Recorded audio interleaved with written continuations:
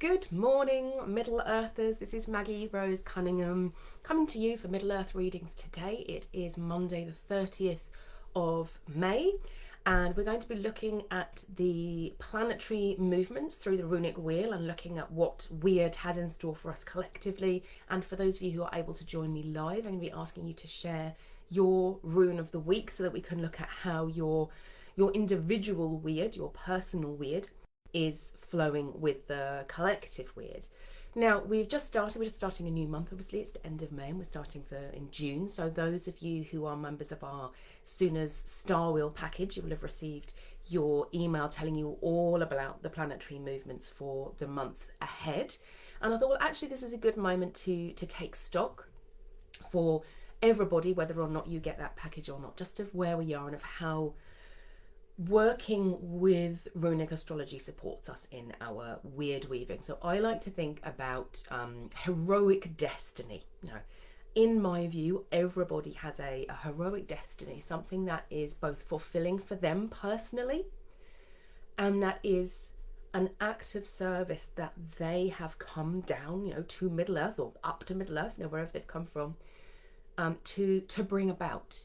This act of collectively working together to weave the tapestry of being. And I do believe that at the moment, humanity in particular, is at a crossroads of, we have come so far in terms of our capabilities that we are now at the point where we impact our planet very heavily as a species.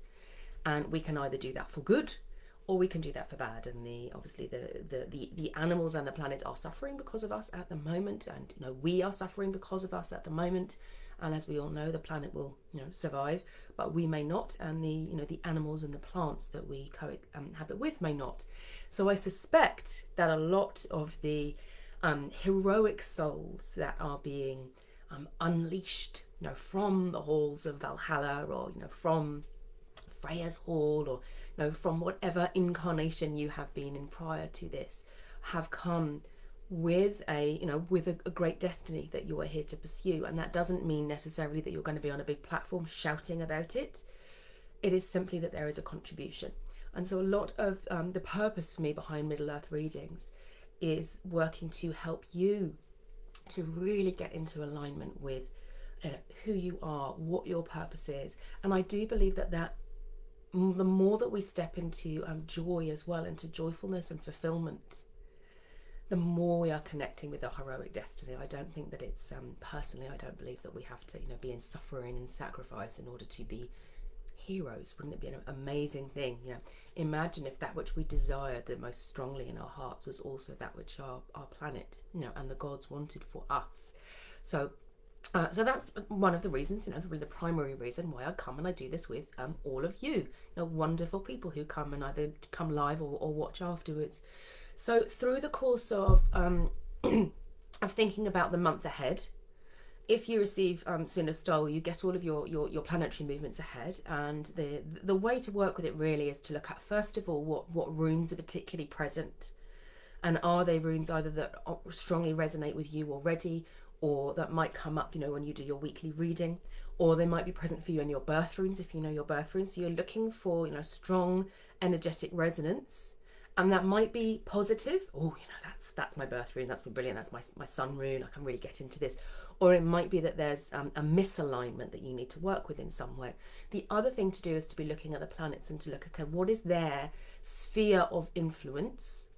And why is that important for me at this particular point in time? So the sun, the movement of the sun is all about purpose.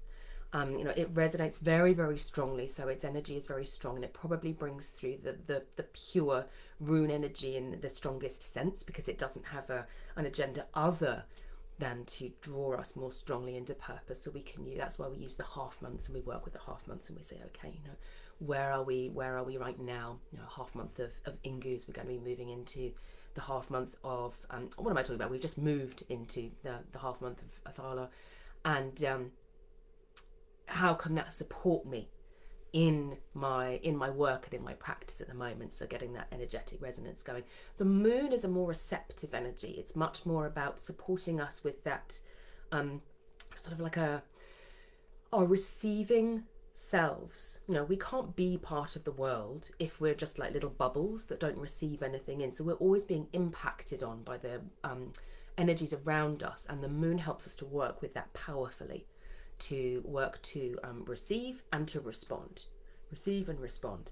And it works on the basis that we are not just little thinking minds on sticks. We have bodies, and we have emotions, and we have spiritual intelligence. And so it helps us to work with that as well, and to really acknowledge and work with our receiving selves. So if you're feeling a sense of disconnect, with the world around you, which for a lot of us, if we're particularly highly sensitive, empathic, we can end up being up here in our brains, because it can be really hard being in our bodies. Working with your lunar rune, or working with the energies of the moon through the course of the month, can be really powerful. Odin's chariot, the equivalent of Mercury, is all about sacred story. The things that we carry in our minds, the futures that we see that aren't quite there yet, the stories that we tell, the way that we structure the world, all of that, the gift of language itself that has allowed us to evolve as a species so powerfully. All of that comes through Odin's chariot.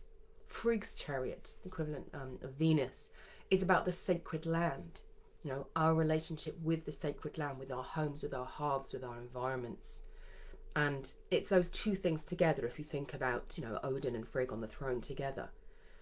This sense of the, excuse me, that was my little diffuser going off there. The sense of us being embodied, animal creatures of the earth, and of having a sort of social, linguistic selves. It's these two selves together in this powerful partnership of those things that exist within us that these two planets are supporting. Then we have Tyr's chariot, and you can think of Tyr's chariot, the warrior, he's Mars. He is the warrior, but he's also the priest. He was a sovereign at one point as well.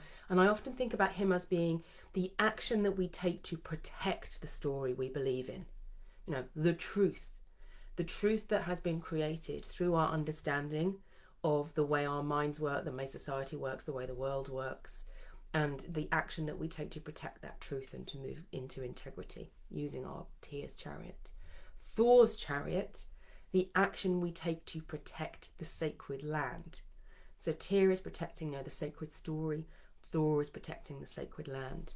And then we have Loki's chariot, which is Saturn. I often think about this in two ways. Loki's chariot represents that which is othered through this process. This is our land. We create a wall around it, a fence around it. Everything that's outside that is represented by Loki. It's a reminder that we can't just push things away and pretend that they don't exist. He will always bring that back. There's a continual interaction.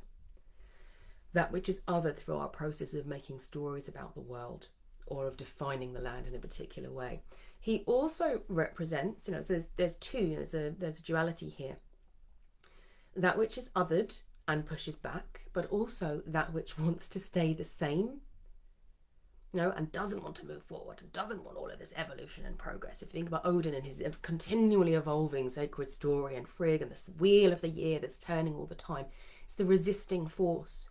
And there are actually two Lokis in legend. We have Loki, the god of wildfire, who's there with Odin, often sort of pointing out the stuff that's not going particularly well and causing trouble and doing all of that bit, the othering, the voice of the other coming in and challenging.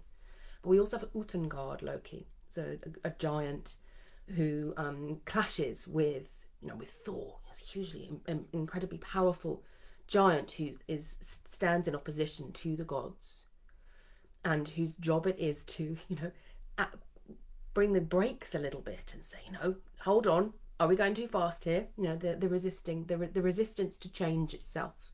So he has two functions there, represented by Saturn. You can see that with the rings of Saturn being almost like the chains that bind Loki. He is both that which chains and that which is chained in that sense.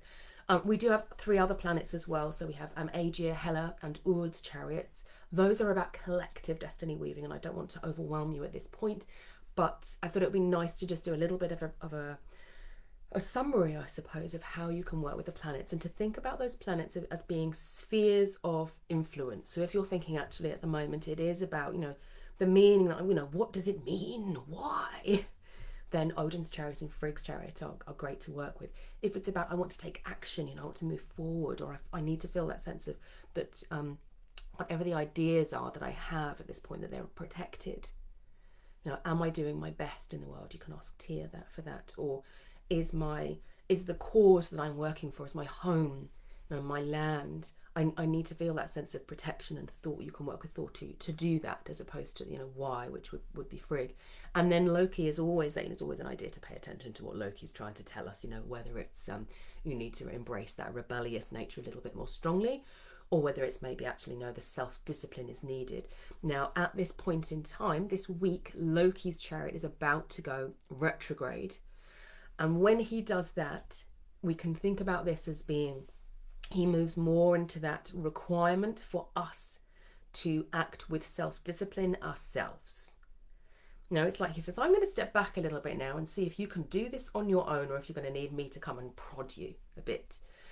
And so, it's almost this sense at which the self-discipline that exists outside of us, that's not the right word, is it? Because then it's not self-discipline. The forces of discipline, the controlling forces that are there, stuff that goes wrong and so slows down the project, those sorts of things, we're like, hooray, that's brilliant that it's not there. But what Loki is saying is, I'm testing you to see whether you can hold those boundaries for yourself and sometimes slow things down, and remember that you need to rest, and remember that you need to question, and all of those things, and not just charge ahead on your own way. And he gives us that opportunity, but he's saying, look, don't go mad with it.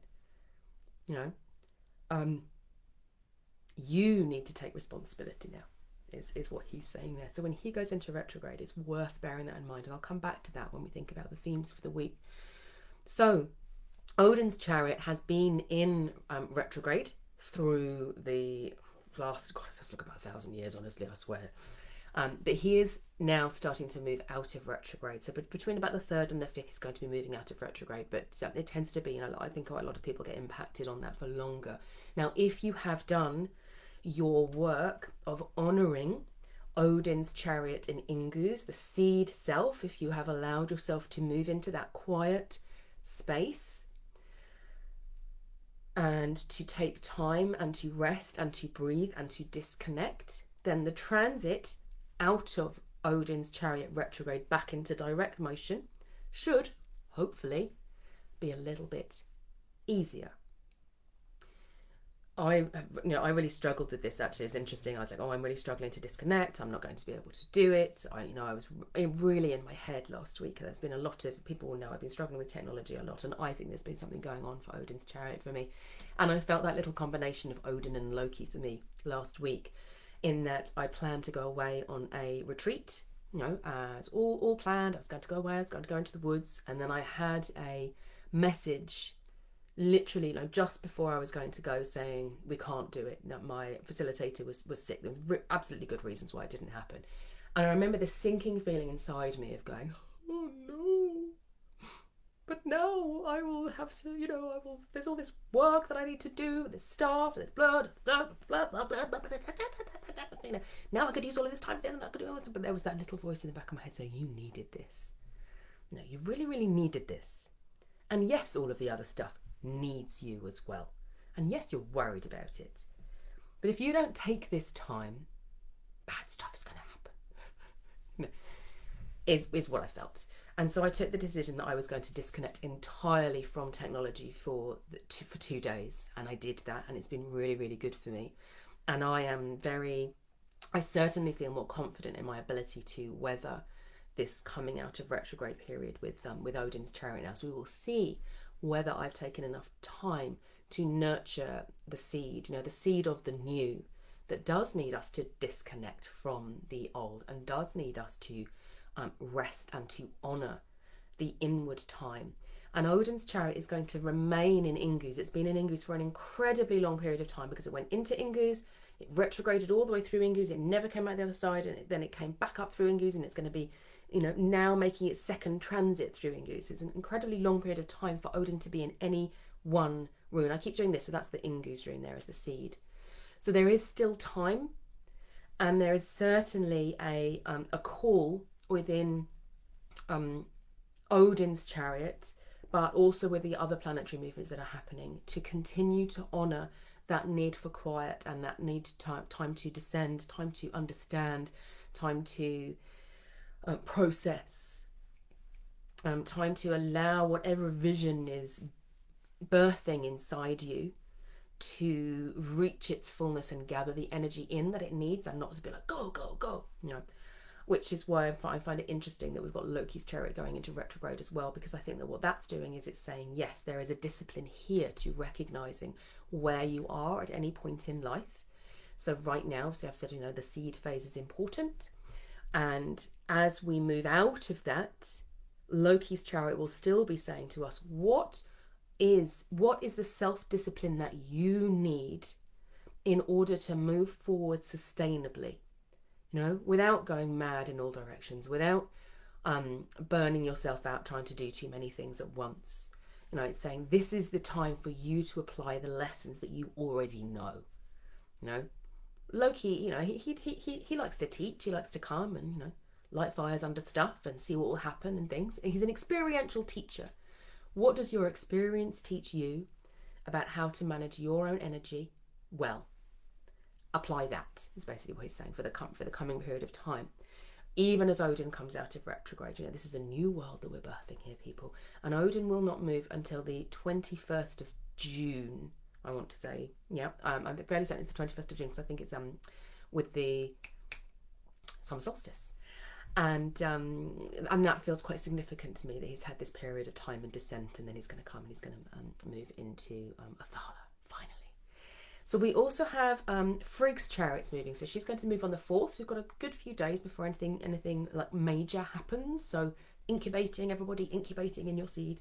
And then Frigg is going to move into Lagus, the rune of water. There is a sense of purification here. Again, a reminder, I think, from Loki as well, around the importance of cleansing and releasing, cutting energetic ties at the end of each day, using anything, you know, anytime you have a shower or a bath or you wash your hands, releasing energetically. We could even think about this in the context of, you know,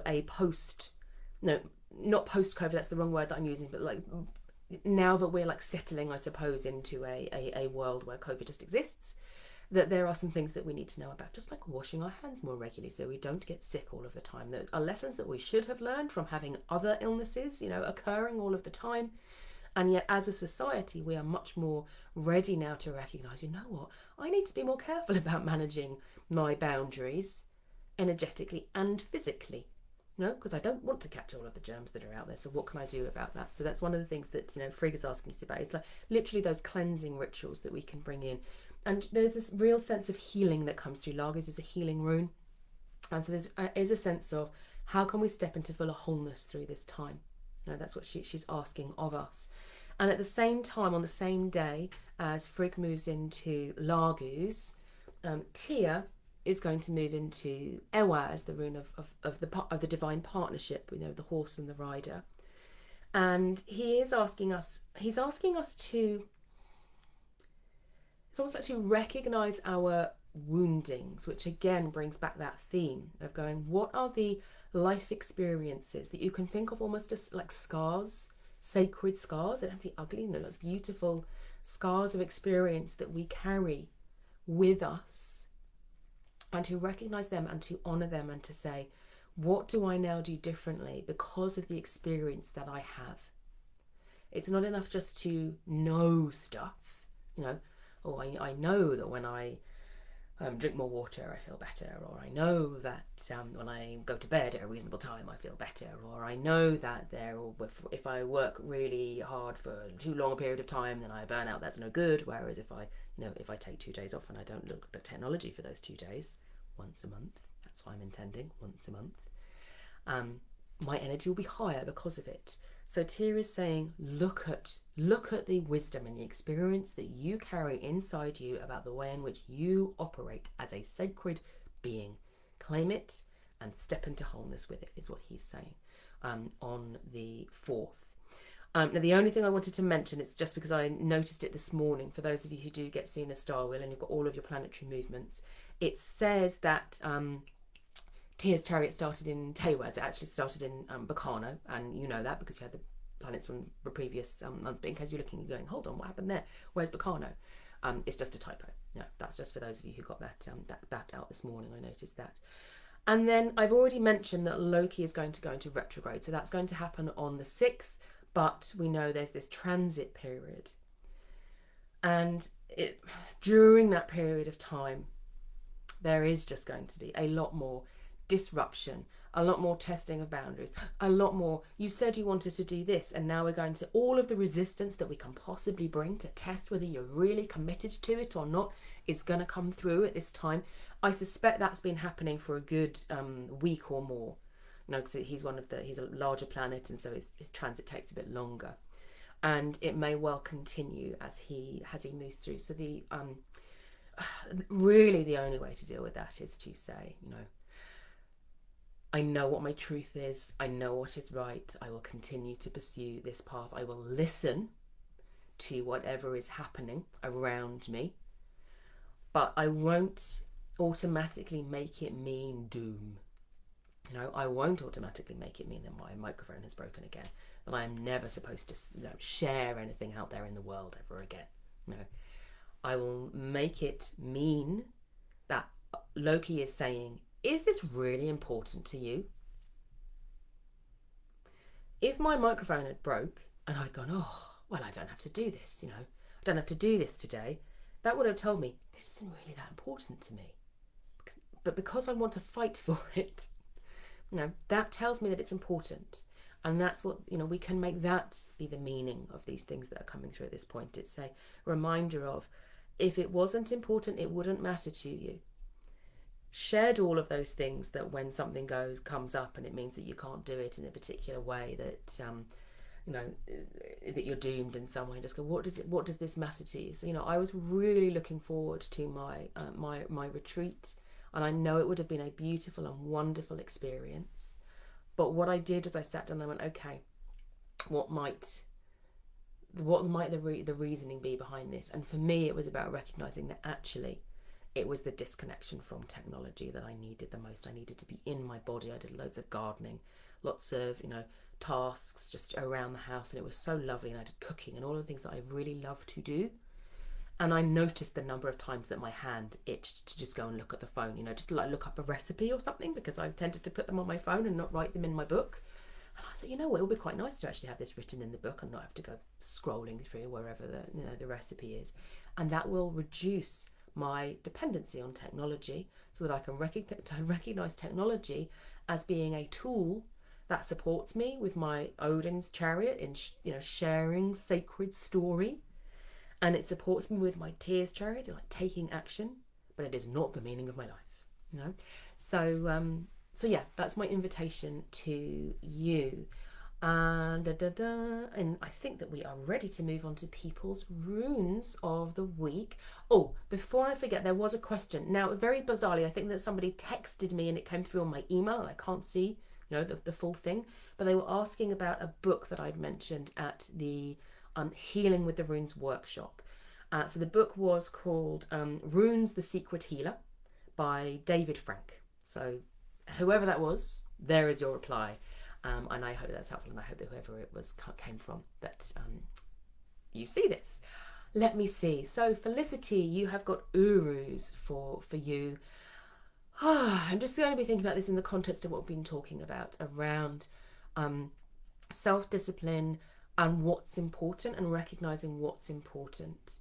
And there is, for me, Urus is coming through for you as almost like an underpinning, like the foundations of a building is what I'm feeling there. That sense of recognizing a number of things about Urus that are integral. I always spell do that incorrectly.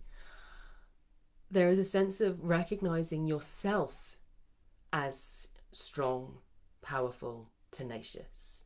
And there is a sense of recognizing that your connection with nature supports your strength and your courage and your tenacity.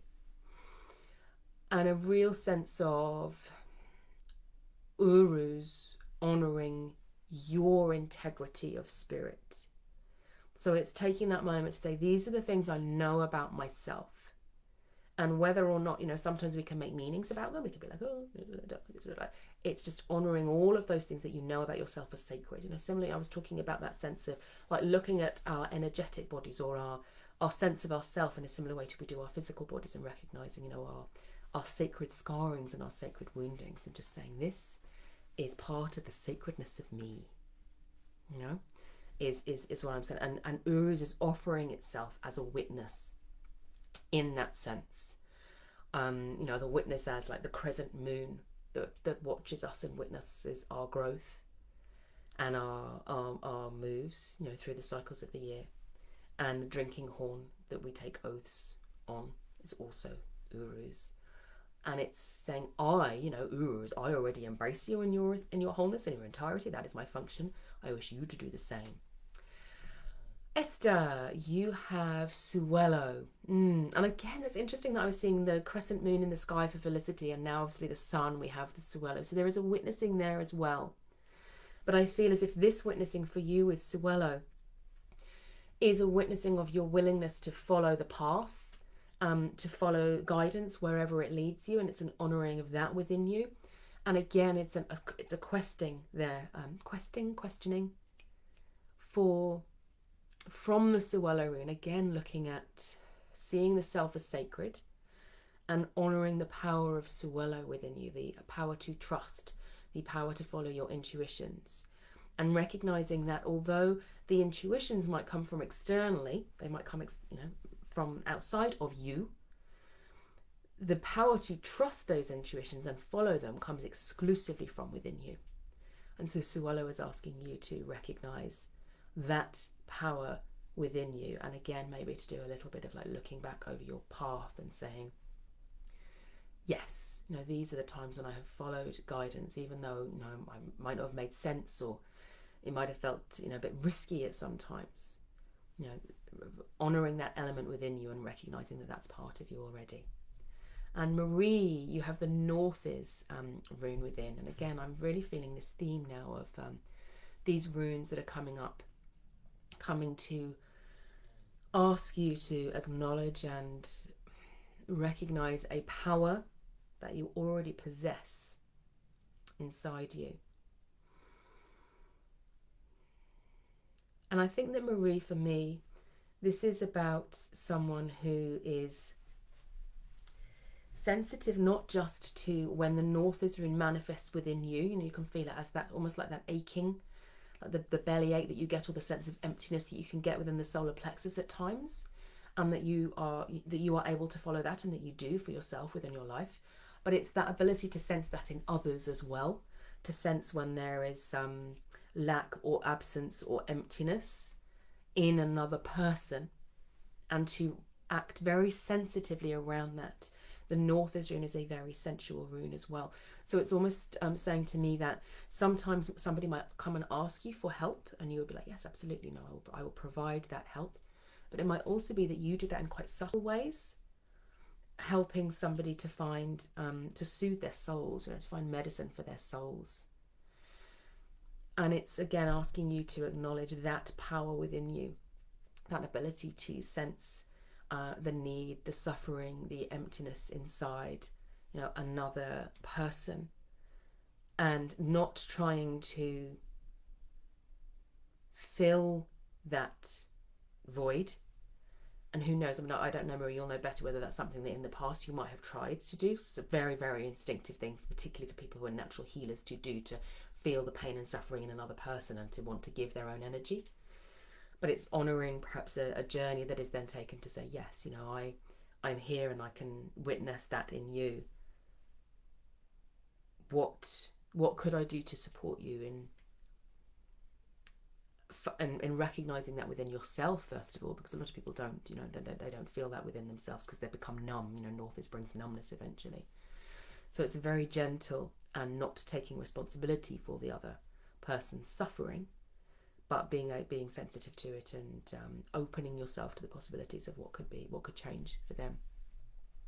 Erica, you have got Algiz, and there you go. That sense not just of following guidance, but of being a guide is what I'm sensing.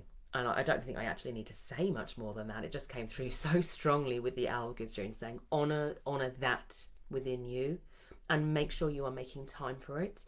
And with Loki there in the background, it's sort of saying, with Frigg doing anything that you need to cleanse so that you can stand fully in that power, with Tyr honouring that within you and seeing that within you, and seeing every time you've acted in that way for somebody else that you've received guidance and then you have acted as a guide for others. And Loki saying, what are the things that you need? What are the rituals and the routines and the practices and the sometimes saying no's to yourself that allow you to be that, to be a guide for others? Is the lesson that's coming through, each time with these particular configuration of planets this week. Suzanne, you've got the Ewaz Merkstave. Now I think the first thing that comes to my mind, it's difficult sometimes when obviously we've worked together quite closely with these things. There's Ewaz for people I just happen to have it to hand, so there is the Merkstave. I think that this is partially an honouring of that you are more powerful when you disconnect first. You disconnect from other people, cut yourself off, and then you're able to move back into connection, and it's honouring that and saying that actually that's part of the process for you. Whereas with Erica, we were talking about that, she receives guidance and then she gives it out into the world. But there's more of an energetic resonance between you and any person that you connect with in the moment that might play out in multiple different ways. But if you don't do that process of disconnection first, you can't then be fully present to whatever is happening in the present moment, because you've got lots of other connections that are still dragging on you. So it's honouring that. I think, again, that's what Loki's saying. We've got Frigg saying, do your cleansing. We've got Tyr saying, recognise this as part of you and part of your gift. And Loki saying, what do you need to protect it? So Ren has got Hagalaz. Ooh, a slightly different energy there coming through for Hagalaz. Hagalaz can sometimes be a challenging rune for us to integrate into ourselves. People who I've done, certainly people who have like Hagalaz as their sun rune, often it's when they come sort of later in life and they'll say, oh, now I can see that people weren't necessarily responding like negatively to me. It was just that I bring this sense of challenge, literally by being in somebody else's presence. I'm designed to shake them up a little bit, to make them think new thoughts and have new ideas and think about, I've got to try something new, because it's a cracking open of the old and like rebirthing into the new. It is this rune of transformation. And that can be quite challenging for us when we're younger, because we're not expecting to have that sort of impact on other people around us. And yet when we get older, suddenly we're able to wield that Hagalaz power more strongly, because we recognise actually, that's it's part of who I am. I am a change maker, and change will happen around me whether or not I'm leading it or not. It's just part of who I am and what I do. And for some people, if they look at their other runes, they might go, actually, I am here to be a campaigner or an advocate, or to work on the land in some way, do work in my community, like bring a new community garden to birth, or I'm here to write a book that's going to bring about change. And they harness that Hagalaz energy like intentionally. And for the others of them, they go, actually, it's just going to manifest wherever I am, and that's okay. And my job might be to sort of support people through that. They might not even realise that it's me that's causing that change for them. How that relates to Ren specifically, I'm trying to feel into. I think Ren, it might be about playing with that Hagalaz energy, and actually playing with the idea of, if I was somebody who stepped into a room and change just happened, what would I choose to do with that? So it's, for me, there's a playfulness with that, and that might actually bring some more wisdom about the way that Hagalaz is manifesting for you in your life right now anyway. So just have a little play with that and see what comes. Diane, you have Suelo. So we had Suelo for Esther. And again, I'm seeing the sun. The sun's high in the sky, and that sense in which you follow it. I know obviously you're going on there's a rebirthing happening here. I think for me, it's connecting into me with Balder a little bit, with the descent of the sun and then the re-emergence of the sun as well. And I think it's almost saying to you, something in you has already been reborn, and it's honouring that through this time. I'm almost imagining you sort of sitting at the end of a long vigil and seeing the sun rising and recognizing that that sun is you in some form, and celebrating that and acknowledging that rebirth process that in my view has already occurred, and not even necessarily going, oh, and this is what it means that rebirth has occurred. It's just that celebration at the moment, and then whatever else happens will unfold. But it's honouring and recognising that will then allow you to do that work of sort of like with Tyr, of sort of looking at that and saying, okay, what does that mean? And Loki saying, okay, how do I preserve that, and how do I honour this aspect of myself as I move forward on the journey? But the first thing is the celebration, and recognising that has taken place. Now, Chen, you have Tewaz, so I can really feel Tyr very strongly there. It's that real sort of looking out upon the horizon, and the armour, and he's got a staff with a big flag on it. There's a banner. It might be that actually it's about, for you, recognising a cause outside of yourself that's important to you at this point, more so than like doing lots of looking inwards, is the sense that I'm getting there. Although Tyr is in Ewaz, and he's saying, yeah, go in and look at your experience and look at your woundings, and acknowledge that within you. I think that for you, what it's suggesting is that actually action that takes you out of yourself is going to be more powerful and more effective for you at this point than doing a lot of sort of introspective work. There's a sense in which movement and action is important for you at this time, and that through taking action, stepping into movement, doing something in the moment that takes you that one step closer to whatever it is that you want to achieve, is going to be a more affirmative of your power, of your ability to do, than like meditation or sitting down or being quiet and introspective. So I would literally just look at what are the physical actions that you can do each day, and when you are doing them, you could say, what is this in service to? And so you name what it is that you're doing the thing in service to.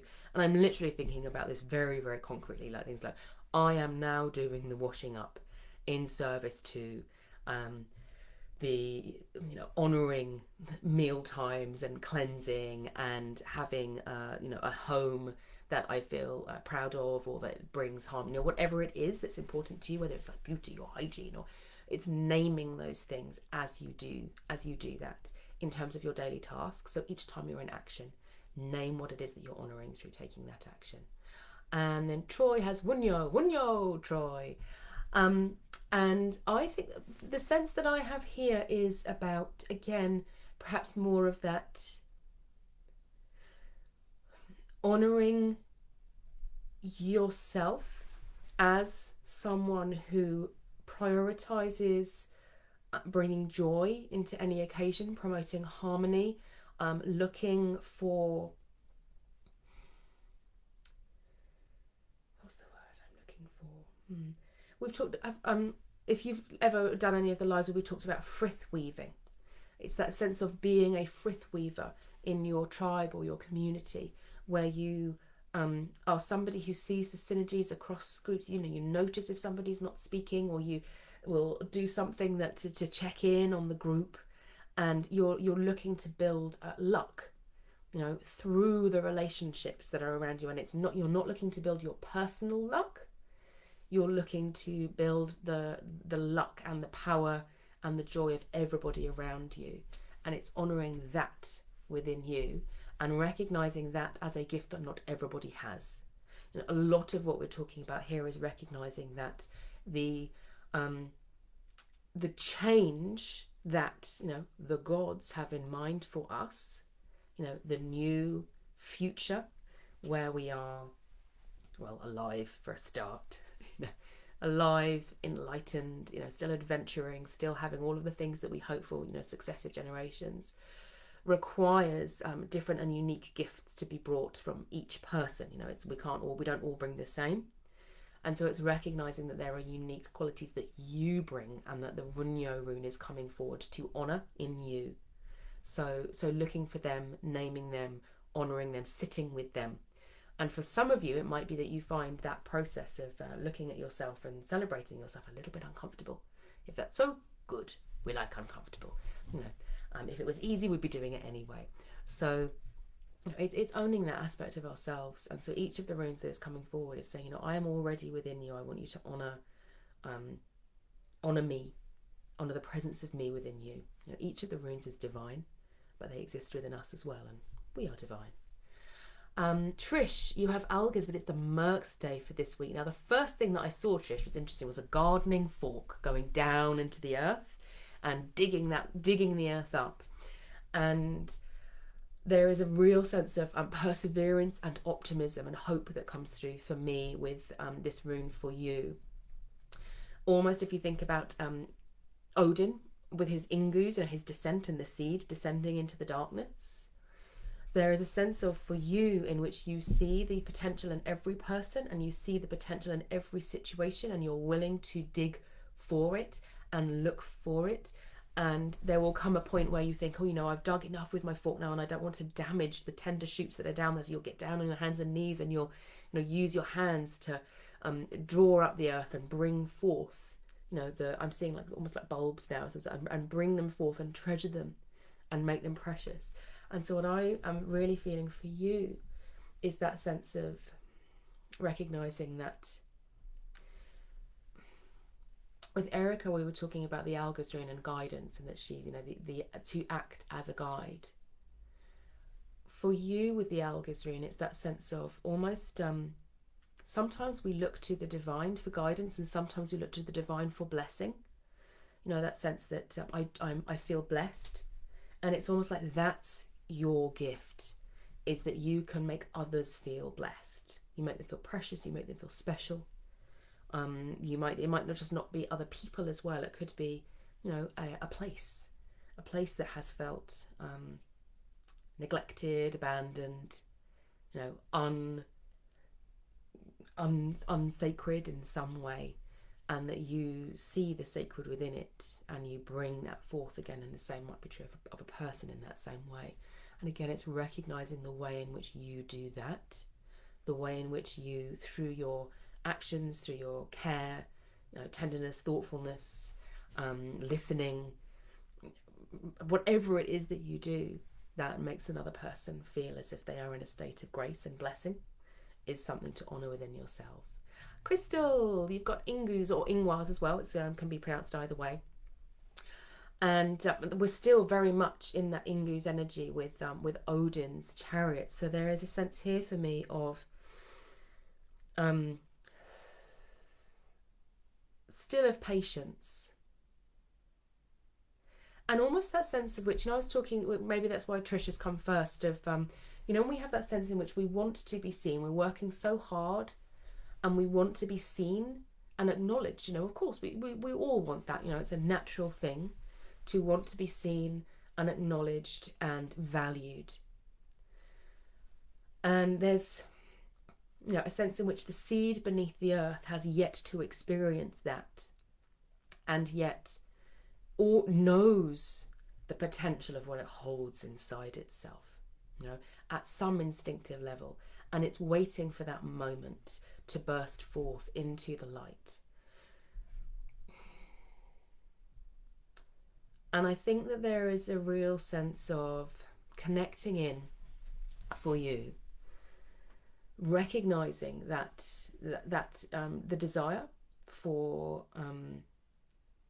recognition, you know, and then saying, okay, you know, that's there, and that's fine. That's a good thing. You know, that's part of our sacred story, isn't it? You know, Odin creates that sense of, you know, we are collectively on this journey. I'm not on this journey on my own, and I quite like it if some of the other people were like, yeah, you're rowing really hard, you know, and everyone's rowing together. So yes, I recognise that, and that will come, and in the meantime, I see that within myself, and so you can do some work to recognise that within yourself. And if there is anything that you need to do, there are techniques that you can use to honour and nurture that part of yourself.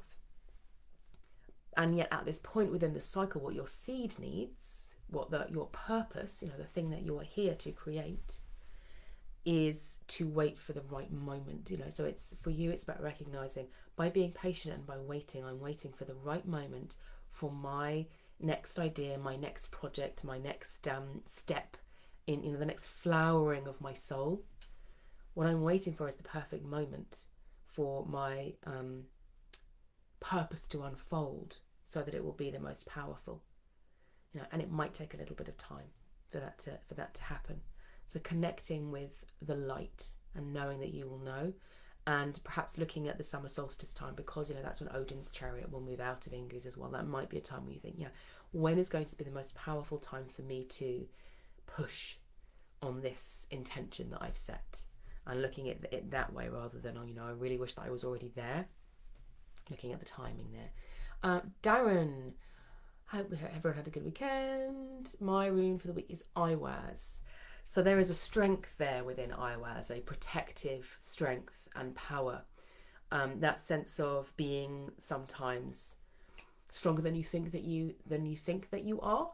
You know, Iwaz can sometimes be underestimated because there are other runes like, you know, Thurisas, that are all sort of like umphy and you know. Iwaz is a rune of defense, but it's a rune of, I don't like the word passive, that's not right, but it's more like the walls of a castle defense than arrows or slingshots or, you know, swords. You know, and actually the castle is quite important, you know, and offers a little bit more protection than a single arrow, but we often forget it. We forget that it's a defensive mechanism in its own right. I think that for you, again, in terms of the honouring of the self, it is honouring the way in which you might act in that capacity for others, but also for the beliefs that you hold, that which you hold as sacred. That there is a way in which, simply by placing your, you know, saying your staff down in the ground and saying, I stand here, you know, you are offering protection and strength and support. And it's recognizing that in order to do that, we have to have those strong roots ourselves. We have to have self-reliance, you know, that ability to draw on the power of something bigger than ourselves. You know, what is it that makes the yew tree so strong, so enduring? What is it about it that enables it to be this space of, you know, of shelter and peace? And in this instance, you know, for the dead, with you know, if you think about yew trees in graveyards, that they are protecting the dead. Could also be said to be protecting the living from the dead as well, but they act as these points of they keep boundaries, they defend, they hold peace within them as well. But it's recognizing that that takes a lot, you know, it takes a lot of strength. And so that's what I would suggest is the recognition for you of saying, you know, I have reserves of spiritual and emotional and intellectual and physical strength, and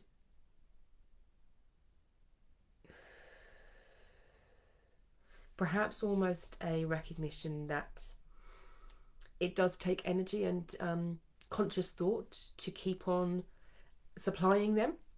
You know, some people call it self-care, and then some people go, oh, stupid self-care, it all sounds a bit namby-pamby, and, you know, oh, everything. And yet, in order to be a warrior or a king, or, you know, anything that is like meaningful and purposeful, we have to draw that strength into us and become a channel for it. And so it's recognizing that you have done that, You know, that you have made yourself strong in order to be strong for that which you believe in, or those who you believe in as well. Lisa, morning everyone. Thursday this morning, it says, Lisa. I'm wondering if maybe you... I'm wondering if maybe that should be Thursdays rather than Thursday. If you still see that, let me know. I think that might just be a typo. Suzanne says, wow, amazing Middle Earth today. Such fabulous information. That's wonderful. Pamela, I've been doing Hagalaz a lot lately and from all directions. Things are wacky and trying. Hard to stay in centre. I had a powerful drumming journey and it felt high-pitched, positive, but I woke this morning and guess what? I do Hagalaz again. Yes. Oh, and sometimes when with the Hagalaz rune, it is, you know, we've talked about that there's a little bit before. Was it? I think it was with Ren. It's recognizing that the energy of Hagalaz that is around us, sometimes we actually need to claim it as being ours as well. You know, that it's not just that the world happens to us, we happen to the world. And it's when you can get to that point and you can say, I am happening to the world, that the Hagalaz and rune is then able to resonate through your energy body rather than smashing up against it, if that makes sense. So I'd like you to try that, and you know that might be useful for Ren as well. It's that sense that, you know, I am happening to the world. It's a really interesting mantra to work with, and to allow the Hagalaz energy to flow through you rather than being the force that that sort of cracks against you. Good morning, Caroline. Hello to you all. For me, 2 runes came up together, Ansus and Darga. So there are ideas a brewing there, Caroline, with the Ansus rune, communication. It's Odin's rune. It's the flow. It's the channel. New stuff, inspiration. You've got Dargaz opening up there with a big doorway and looking through and going, oh, there could be this, there could be this, there could be this, there could be this. So what you're going to want to do is to ground those energies through the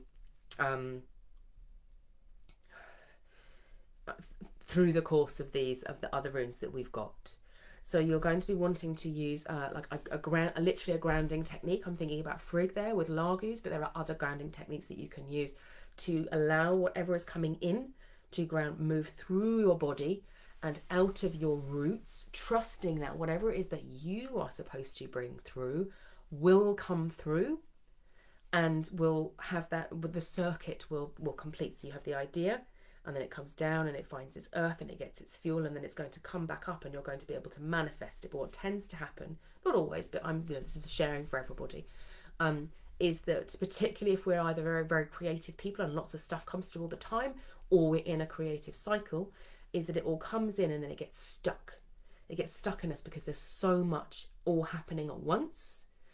So what I'm doing at the moment, because I'm having one of these phases at the moment, is I'm working really hard to capture all of the ideas that are coming through and to put them, you can put them in a vision book or you can put them on your computer, whatever works for you. And then to see all of those ideas grounding down into the ground and almost imagining those ingu seeds, they're in the ground, and knowing that they will rise back up, and when they do those, so they will be ready to manifest. So this is about looking, and you might look at it and say, okay, this idea, when might that manifest? This idea, when might that manifest? Is this something for the future? And putting that energy into the ingu seed. So that will be the first thing that you need to do. And then focus on what we've been talking about around self-discipline, saying, okay, what would I need in order to be the person to bring these things into the world? What do I need in order to become the person who can bring those things into the world? Because that's the question that you're going to need before anything else, because otherwise you can't manifest them into the world. So allow them to go down, to capture them, root them, contain them, and then look at what do I need to become the person who can then tend them and bring them up. Marie, 'twas me with the book. Oh, good, I'm glad. Darren, thanks for sharing. Lisa, yes, it should be Thursday. No, that's no problem. I thought it probably was. I was just looking at it and going, have I got the day wrong? It wouldn't be unsurprising for me to get the day wrong. Thursaz, we talked about Thursaz, didn't we? About that big hitter. For me, Lisa, this is all about claiming power. It's all about recognizing that the Thursaz rune is such a powerful rune, and people can be afraid of it and afraid to express its power fully. You know, similarly to we were talking about the Hagalaz rune and that sense of, you know, I am happening to the world. The Thurisaz rune is, you know, it's, you imagine yourself if somebody actually gave you Mjolnir, you know, Thor's hammer. Here you are, here's Mjolnir and it's yours now and no one else can pick it up and you can destroy things with it, or you can build a wall, or, you know, do whatever it is that you want to do with it, and you'd be like, ah, you know, yeah, you know, if you wield it in that way, this might happen. Oh, and it's just claiming that power. And I suspect that this might be like, almost like an up leveling for you, that you've to a certain extent already got a good grip of that Thurisaz power. And I'm almost sensing that like a fist, where you see something and you're like, okay, you know, what's the obstacle, and I can pound through it. It might be looking therefore at other aspects of Thurisaz power that take you deeper, and recognizing when you've already got them. So like your ability to maintain your own boundaries, or your ability to bless your space or your home in a really powerful way with the Thurisaz rune, or your ability to draw out the power of the Thurisaz rune in others to inspire them into their Thurisaz power.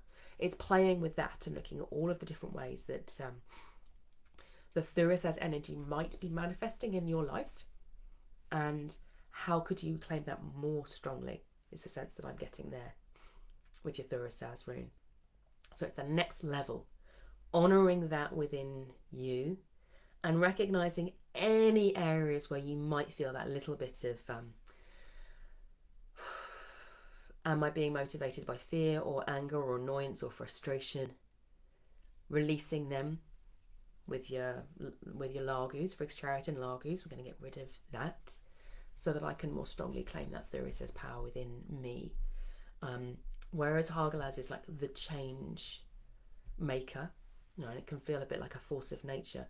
Thurisaz is more intentional. You know, it's the ability to harness the energy of the lightning and the thunder, you know, from the sky and the earth, and channel it into a really focused place. I don't know why it took me so long to say the word place. And not to be afraid of your own power. So if anything, I will be claiming, you know, I am not afraid of my own power. No, I celebrate my own power. I stand in my own power. And through standing in my own power, I raise up others' ability to stand in their power as well. Ah, Claire. Oh, we've got lots of people today. Hello, Claire. Yera for you this week. So we haven't had Yera, so let's have a look at that. We've got the balance here of winter and summer. And now this is really interesting, bearing in mind that we're coming here on this in the UK. And Claire, I'm sorry, I can't remember whereabouts you're located. We're coming up towards the summer solstice. And yet, obviously, at the moment, what I've been talking about a lot is about the seed in the earth, you know, that isn't yet bearing fruit, which is interesting if you think about it, that, you know, we sow the seeds in spring and they go down into the earth, you know, or we sow them in the winter and they wait, and then they're not quite sort of ready to come up, and then they come up and we scythe them. There's lots to sort of play with there in terms of, it's not a simple summer, winter. There are different descents that are being taken and different reemergences that have been taken. So it's for you, I think this is looking at your energy cycles and looking at your ability to harness that power of Yera, and to do it in a yearly basis, looking at how do I harness that winter energy and that summer energy on a monthly basis. And you could look at as well as say, you know, am I able to honour those cycles, you know, through the course of the month, but also within, you know, daily or within projects, looking at, you know, where am I in terms of the phase of this project, that ability to have an idea, see it through, you know, this isn't the right time, so this is going to wait, or now this absolutely is the right time, so we're going to push forward, we wanted to bear fruit now. There is a real mindfulness and an ability to recognize energetically where stuff is and where people are right now, and to harness that. And it's recognizing that as something, again, that's there, that there's a power there. There's a power that for you to claim for yourself. so that you can go deeper with it and like bring it to the surface and say, oh, this is interesting. Because that's what, Yera has come forward and it said, Claire gets me. And I'd like her to acknowledge that she gets me. And it might be that the reason that you get the Yera rune is perhaps because it hasn't always been that easy. And there have been times when you have pushed yourself too hard or pushed others too hard, and then, sort of crashed, energetically. And saying, actually, I've learned from that and I do things different now. And what that has done is it has honed my ability to say, okay, does this need to be done now? Or can we stop on that and move away from it? So we're working seasonally with our energies in that sense to be more fruitful. I like with one of many, the leadership organisation that I am certified with as a coach and trainer, we talk about fruitfulness, not productivity, because productivity is 9 to 5, 9 to 5, 9 to 5, 9 to 5, and we are not machines. It is fruitfulness. And recognising that cycle of fruitfulness is that's what's coming through to me, is that you've been honing your ability to get more and more sensitive to what's possible in the moment and adapting to match that. Erica, that was a clear message. That's good. Suzanne, love that this week I have loads of connections with people. Oh, that's good. So yes, there will be a little bit of disconnecting to do as well. Esther, trusting my intuition and following the guidance of the sacred voice for over a year. To begin with, it was unnerving, but it's guided me to some amazing places from things I wanted to see coming into my life. I'm going to continue to do that. And it's very much about honouring that. And Marie, you said the same. In the past, I've given myself a lot of pain trying to help people. So, it's recognising that often the experiences that we've had that might have been like painful or difficult for us, or they've been a journey that we've been on, it's honouring that journey inside ourselves. Crystal, it's funny you use the word flowering of the soul. The phrase has come up to me a few times in the past 24 hours. Wonderful. Well, I am glad for that, and I affirm that within you, Crystal. And about the patience as well. Yeah, I know, stupid patience, but Felicity, definitely need to listen to this all again. Very rich. Carolyn says, thank you so much. Good advice. Like you said, always lots of ideas, often too much to follow them all. And how to become the person. I'm glad that resonates. Well, wonderful. I've really enjoyed this session. Thank you so much, everybody, to see so many of you and to have so many runes. And yeah, I think, to feel that theme coming through so strongly with all of you. And I know that when people watch this, it's often that they're not always just looking out for their rune. It's often that what comes through is actually, for everybody, it's just that your bit is the bit of the puzzle that you need to focus on the most. But there's things for other people in there as well. So I appreciate so much those of you who come here live and share, because we get, for all of the people who then watch it later, they get to reap the rewards of your generosity. So thank you so much, everybody. It's been wonderful to see you. We will be sending out the newsletter later this week about the Hearth Space classes for a month ahead, about our theme in the Hearth Space, all of the things that we've got planned through June. So look out for your newsletter. And if you're not on the newsletter, you can go to the Mag and Rose website and sign up on the newsletter, or just say, how do I sign up to the newsletter? In the Hearth Space group, and we will do that for you. I'm wishing you all a blessed and bountiful and week of recognising your own wisdom and power and experience. Fabulous people.